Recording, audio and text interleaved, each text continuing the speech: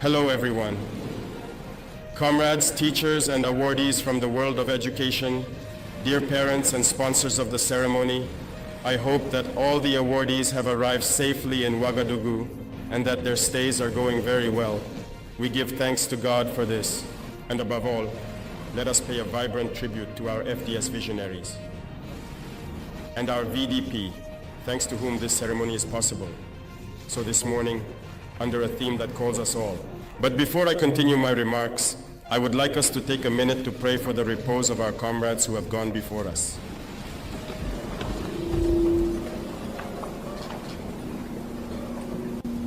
Thank you.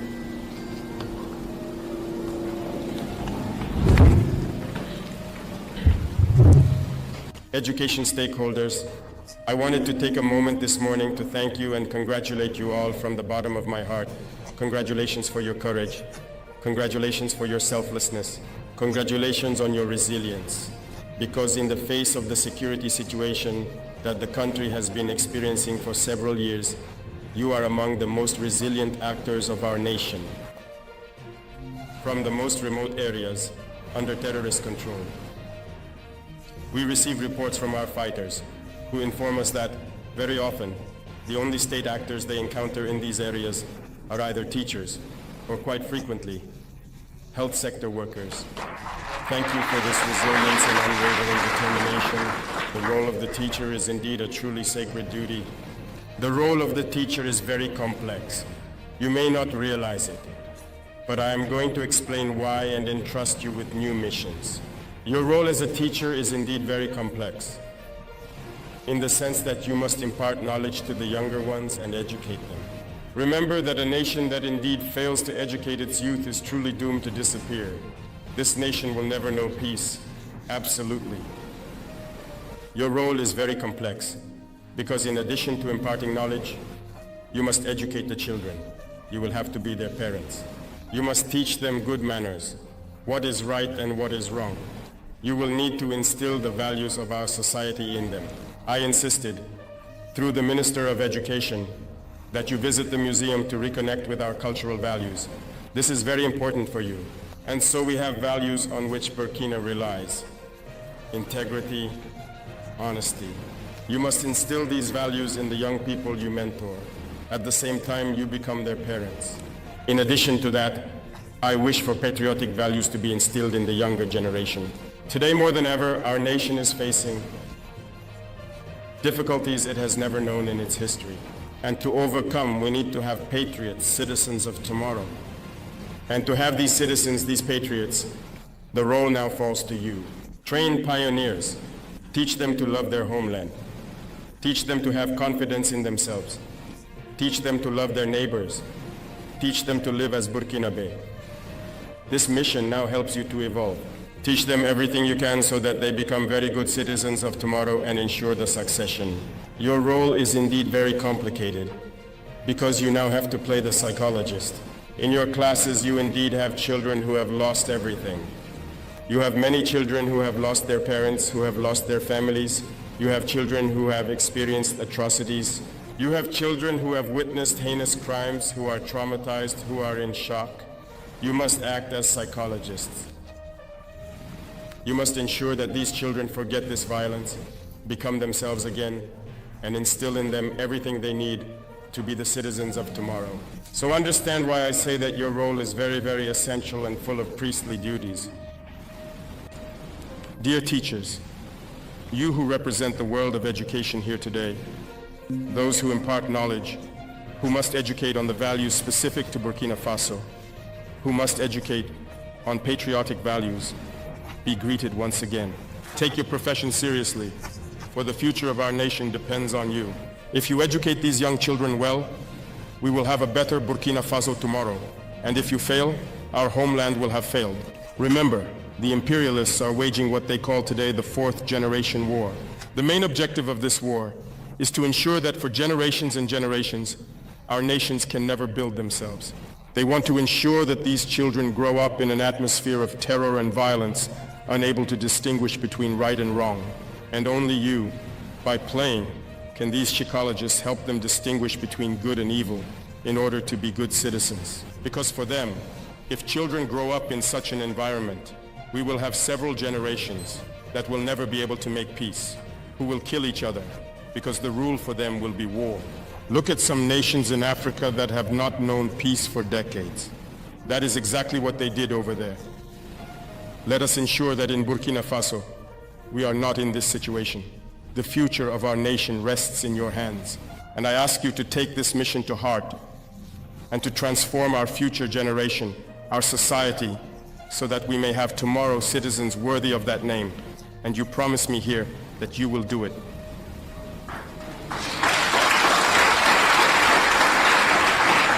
Thank you very much. To you, dear students, congratulations for the work accomplished under difficult conditions, but you have managed to stand out. Through this day, you motivate your peers to be able to be in your place next year. It is a healthy competition that you are instilling in your peers, and we wish them good luck and a lot of courage as well. Therefore, be dignified, Burkinabe, for those who have experienced the effects of this barbarism. Make the effort to stay close to your comrades and to be united. Those who have not experienced these situations should be the ones advising others, leading others to have fun and forget about these situations. Make sure to be united, to be integral Burkinabés, to be men of value, respect your parents and elders, and work as hard as you can. Respect your parents because you must also help them. We often talk about certain texts that call for banning child labor. That's good. But I can tell you that our society is built on values. And within those values, you must do a minimum of work for the parents. Me, the one you see in front of you, I have washed my mother's pots. I have pounded for her. I was shot for her. I sold this donut. My comrades mocked me because it was women's work. I did it. It didn't stop me from being first in my class. It didn't stop me from being who I am. Help your parents. Help them with their tasks. And especially during these holiday moments, learn to work. Learn to do something with your 10 fingers. It will help you. In your schools, the environment must be clean. Your classrooms and the surroundings around you. Make sure to always stay clean. Plant as many trees as you can.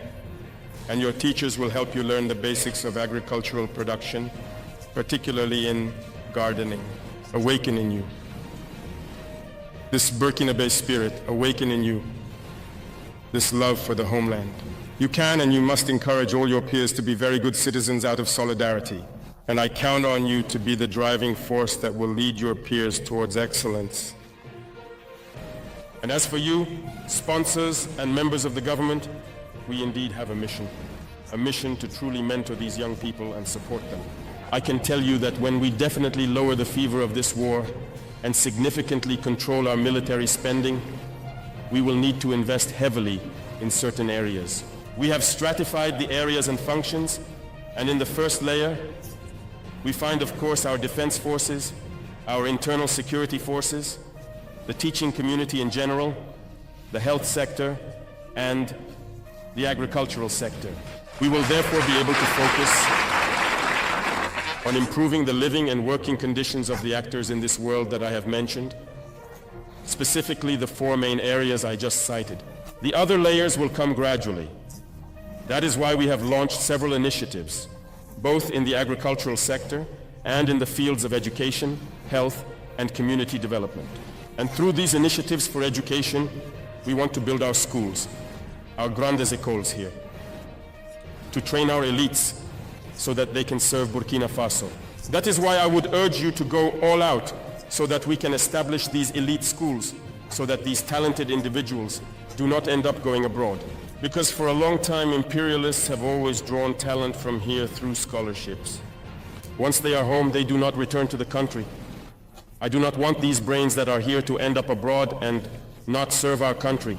Make sure that these initiatives succeed and that we can establish the polytechnic and technological universities we need so that these children can express all their talents and work for the benefit of our homeland.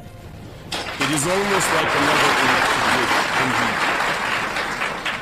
And finally, to the brave defense and security forces, to the volunteers for the defense of the homeland, I am going to express my gratitude in anger and pay tribute to them here. Because thanks to them, we are able to open these schools to study and know today these days of excellence. Thanks to them, Burkina Faso stands strong. Therefore, we can only thank them.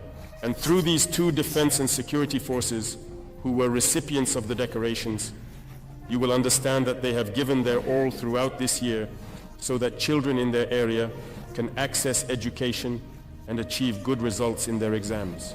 Congratulations once again to all the defense and security forces who are fighting with all their heart and soul for our homeland. Their sacrifice will not be in vain. Through your symbolic gesture of contributing to the peace effort, it is a message to all Burkinabés to continue contributing, because just as we equip and train ourselves, the enemy is doing the same. And we will consistently and increasingly strive for our forces to be the best they can be. To the brothers of the AIS who have come to support us, we thank you and hope that we can merge our intellects so that our elites can be adequately, unwaveringly, and consistently supported to serve the states of the Sahel, and that these states become a model of integration and development in Africa and the world. Thank you very much indeed to everyone for this day, and I wish you all a safe and pleasant journey back. God bless Burkina Faso. May God protect our defense and security forces. Homeland or death, we shall overcome. This is not the time for cowards who die times without number. Because if you are a coward today, your children and children's children will pay the price of our cowardice. We must speak out and bear the consequences. Yes, right now, you can see what they are trying to do to eliminate my good friend Ibrahim Traore. Survived many assassination attempts. Because when you are doing good, they'll take you out. It is Samora Moises Machel who once said, when you hear the former colonizers saying you are good, you must pause and ask yourself, what evil are you committing against your people? Never earn the dividends of good governance. Today, I'm reluctant to use the word democracy. Because what is it? John Hendricks Clark, that great American, said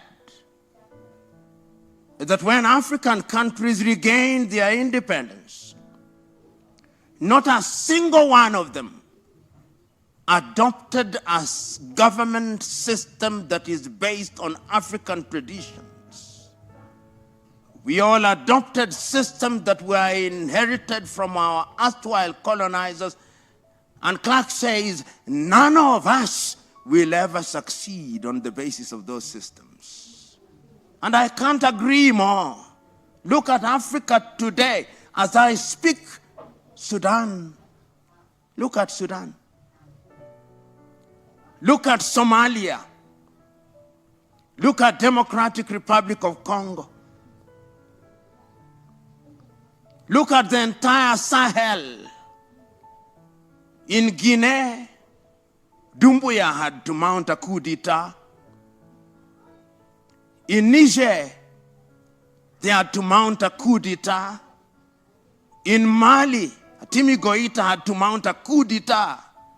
In Burkina, Ibrahim Traore had to mount a coup d'etat. In Gabon, Nguema had to mount a coup d'etat.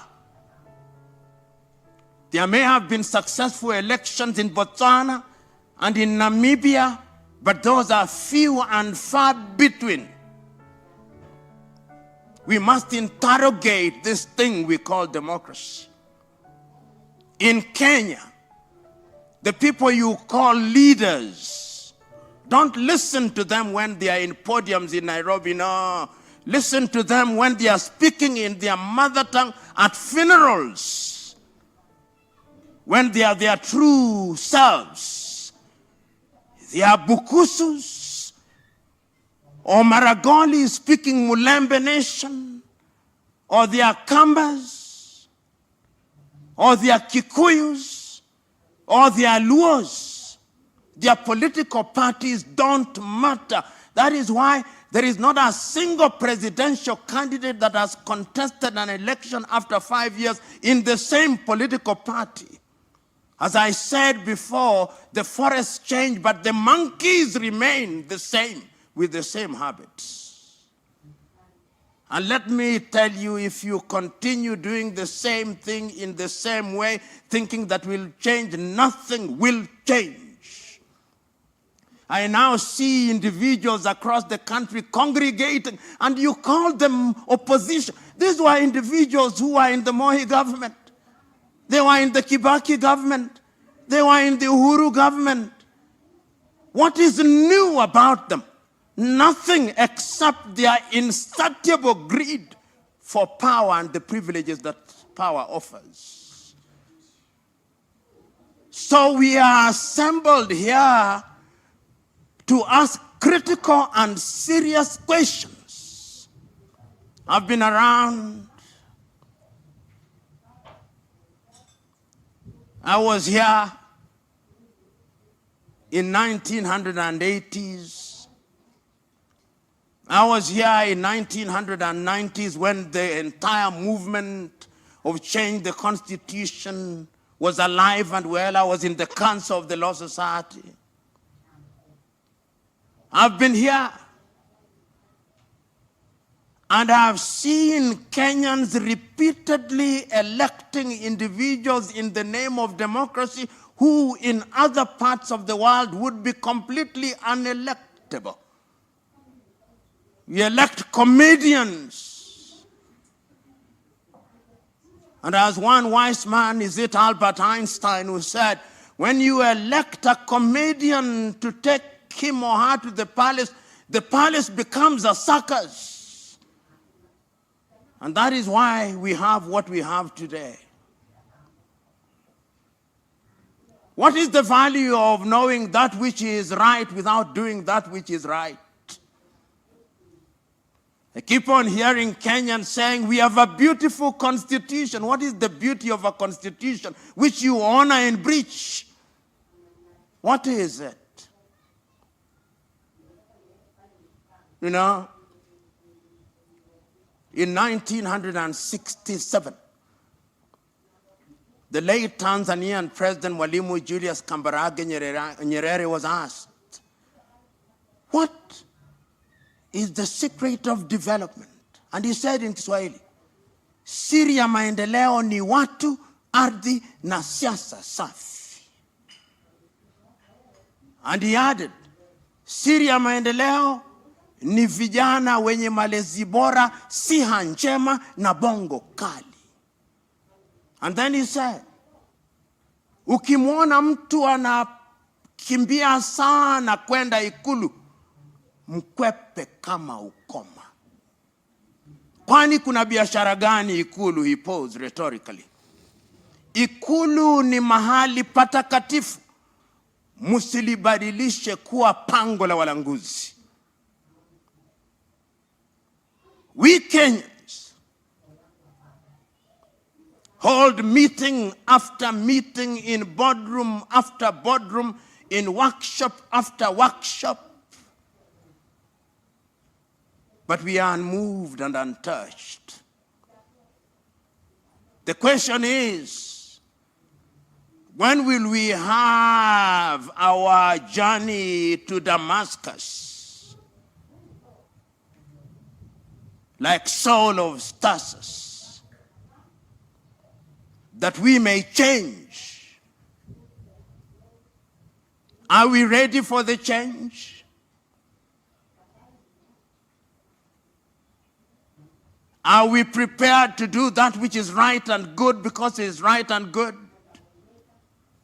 I was involved in the process of making the Constitution jointly with others for 5 years. We produced the Boma's draft.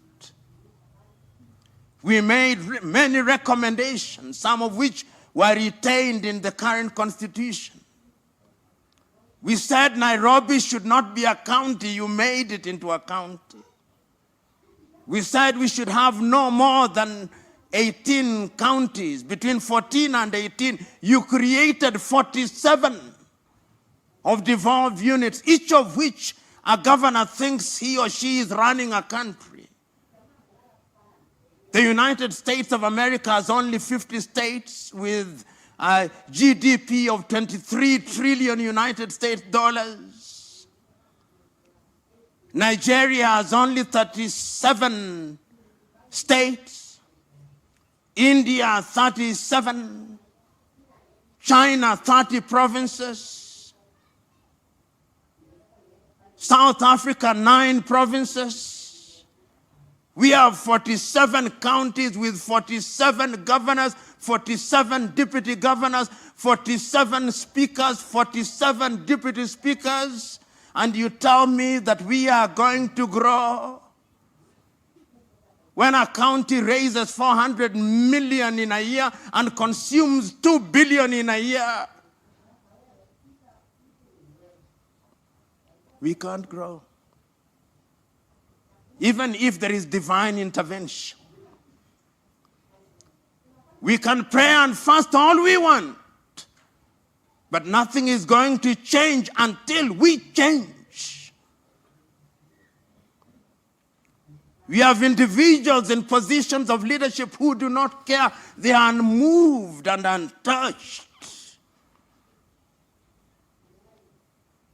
You accuse an individual of engaging in corruption. He has a mob around him, escorting him to the offices of the Ethics and Anti-Corruption Commission. And he comes out and gives a press conference. Corruption is the most profitable business in Kenya today.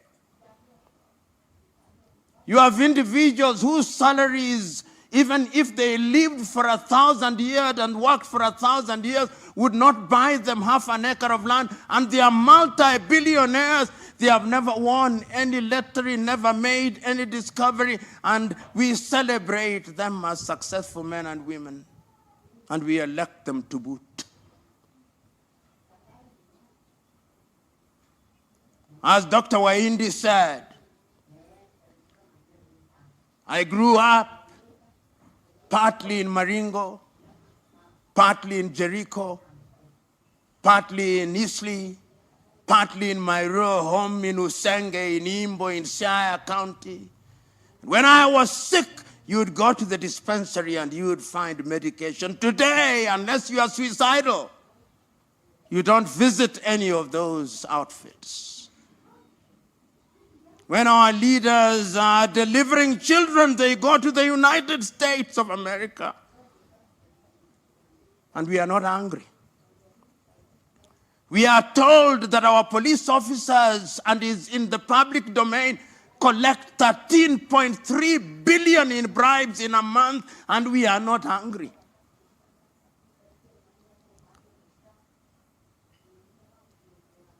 Young Kenyans, the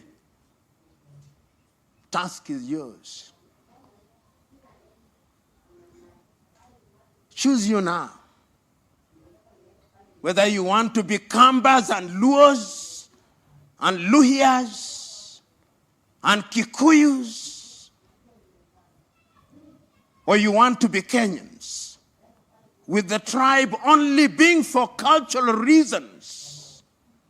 Samora Moises Machel said, if the new African nation is to thrive, the tribe must die.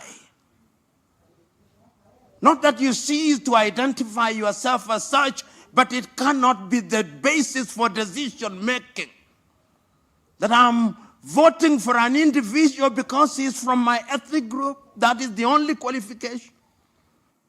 That they gave me 200 shillings, that is the justification. We must rethink governance. Today,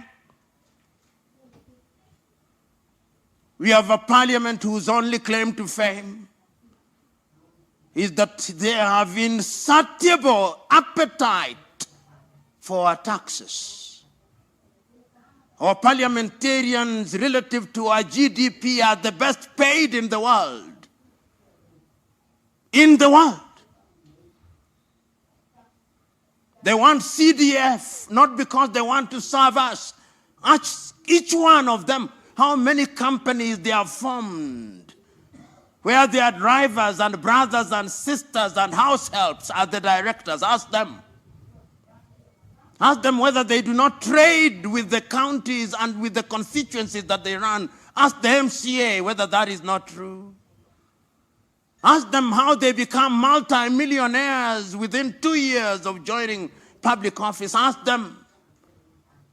Ask them why, when the courts have declared CDF to be unconstitutional, why they want to constitutionalize it, whether we like it or not. It is a slush fund. And you know, your typical Kenyan politician thinks that we have the memory of a mosquito and a warthog combined. That is why they don't care about us. The time is now that we must demonstrate that our civic duty not only demands but requires that we make demands of them. This is not the time for cowards who die times without number. Because if you are a coward today, your children and children's children will pay the price of our cowardice. We must speak out and bear the consequences. Yesterday, the 29th day of the month of April in the year 2025, you saw how 6 individuals were killed in cold blood. And nothing will happen to them. That is the tragedy. A culture of lawlessness and impunity has taken root in our country. So when you talk about democracy, what is it? It is not true that we did not know democracy, no. It is not true that democracy came from Greece. That was the Greek definition of democracy. When it came to the United States of America, Abraham Lincoln said of it that it was a government of the people, by the people, and for the people. That was their definition of it. In the year 1235, in amongst the Mande people, they were already having a Mandean charter. At that time, we did not have the Universal Declaration of Human Rights. There were orderly kingdoms in Africa. But the democracy that we are trying to practice is the neo-colonial version that was bequeathed to us by the colonizers. You come to Kenya, we still try to mimic the British. You go to former French colonies, they are trying to mimic the French. You go to former Portuguese colonies, they are trying to mimic the Portuguese. Until the day that we exercise the ghost of mimicry, we are going nowhere. That is why when you go to our parliament, a member of parliament cannot pronounce a word without saying, Mr. Speaker, sir, make your point. Mr. Speaker, sir, cannot be form and part of a speech. And you look at your speaker, he is dressed in wool that was used in medieval Europe, and you think that that is a badge of honor. You go to our courts, you find our judges are equally dressed in things that ought to belong to the Museum of History alongside the spinning wheel. And we think it is a badge of honor. You come to our leaders, they still want to be addressed as His Excellency or the Right Honorable something. Titles that were used in medieval Europe. We must change. And we are only going to change when you, the young generation, my friend Habib, in Kariobangi, and I know that area well. We work there even as I speak. Go out there and speak a different language. When we were growing up in Jericho, it did not matter. Whether one was Kikuyu, we didn't even know. It's only later that we knew that Kariuki was a Kikuyu name and Wafula was a Luhya name. Today, you see the government advertising a post and they put there John Lukoye, Luhya. John Joroge, Kikuyu. Go out there in Kariobangi and change minds. Those of you who are from Kibera and Katwekera, go out there and change minds. The Greeks divided their population, as you famously know, into 3 categories. Idiots. Idiots are individuals who may have gone to school. They have degrees, PhD, they are professors, but they are idiots. They do not make demands of their representatives. When there are potholes on the road, they buy 4-wheel drive cars. When there is insecurity, they hire security firms. Gardewald from Canada, Fargo from the United States, 4GS from the United Kingdom. Those are idiots. They think that they are immune. They are cast to their countries. Then there are tribalists who think that their security and safety lies with their tribesmen. Wenu ni wenu, they say kwa Kiswahili. Wanasema yours is yours. Mokamba kevindio. Oduadu. Modo wa nyuba. Those are tribalists. Shenu ne shenu murembe. Those are tribalists and they are a danger to our country. The third category are citizens. The people who look at Kenya and they know that Kenya belongs to us and the generations yet to be born. And they want good roads. They want good schools where you do not know whether you are in CBC or CBE. You never know what we are doing. They want security. They want opportunities for our young men and women. They don't want our young men and women to be exported to Myanmar, to be exported to the Arab world in modern day slavery. Those are citizens. Today, I'm urging you to be citizens of the Republic of Kenya. Because when you are citizens of the Republic of Kenya, you will be good citizens of Africa, East Africa, and good citizens of the continent of Africa, and good citizens of the world. So go out there and do that which is good and right, in the knowledge that we have men and women in positions of authority who do not care and think that they are larger than life, almost as large as death. But remind them that they are lived a Mobutu in the Democratic Republic of Congo. Remind them. Remind them that they are lived a Jean Bedel Bokassa in Central African Republic. Remind them. Remind them that they are lived Bongo in Gabon. Remind them. Remind them that they are lived Jean-Claude Duvalier in Haiti. Remind them that they are lived Fez al-Assad and Bashar al-Assad in Syria, and they are no more. Remind them. God bless you. Ni mwizi wetu. Ni mwizi lakini ni mwizi wetu. Ni mwizi lakini ni mwizi wetu.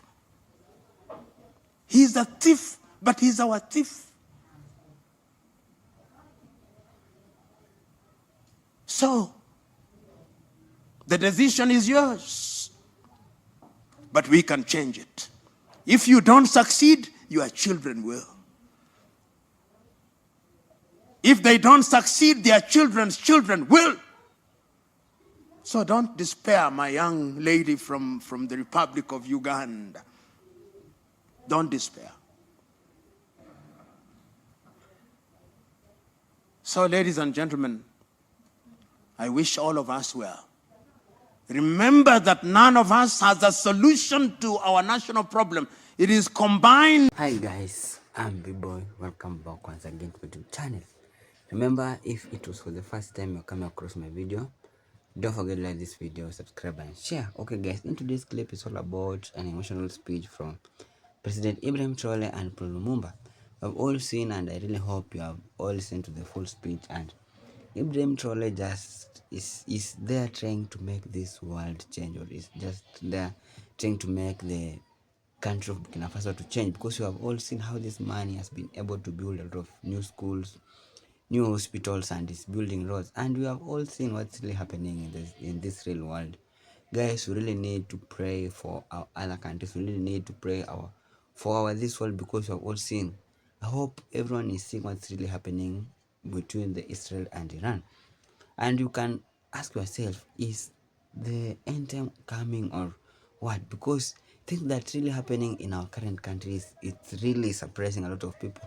A lot of people are really fighting. A lot of people are really killing one another because of maybe just issues between the government, issues between the families.